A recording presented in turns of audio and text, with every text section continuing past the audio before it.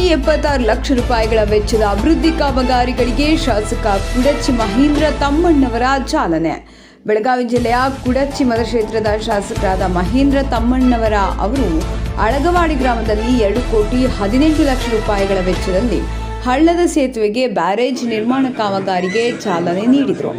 ನಂತರ ನಿಡಗುಂದಿ ಗ್ರಾಮದ ಸರ್ಕಾರಿ ಕಿರಿಯ ಪ್ರಾಥಮಿಕ ಶಾಲೆಗೆ 5 ಲಕ್ಷ ರೂಪಾಯಿಗಳ ವೆಚ್ಚದಲ್ಲಿ ಶೌಚಾಲಯ ನಿರ್ಮಾಣಕ್ಕೆ ಹಾಗೂ ಮೊರಬ ಗ್ರಾಮದ ಸರ್ಕಾರಿ ಪ್ರೌಢಶಾಲೆಗೆ 48 ಲಕ್ಷ ರೂಪಾಯಿಗಳ ವೆಚ್ಚದಲ್ಲಿ 3 ನೂತನ ಕೊಠಡಿ ನಿರ್ಮಾಣಕ್ಕೆ ಮತ್ತು ಸುಟ್ಟಟ್ಟಿ ಗ್ರಾಮದ 5 ಲಕ್ಷ ರೂಪಾಯಿಗಳ ವೆಚ್ಚದಲ್ಲಿ ಶ್ರೀ ಬಸವೇಶ್ವರ ದೇವಸ್ಥಾನದ ನೂತನ ಕಟ್ಟಡ ಕಾಮಗಾರಿಗಳಿಗೆ ಗುದ್ದಲಿ ಪೂಜೆ ನೆರವೇರಿಸುವ ಮೂಲಕ ಚಾಲನೆ ನೀಡಿದರು.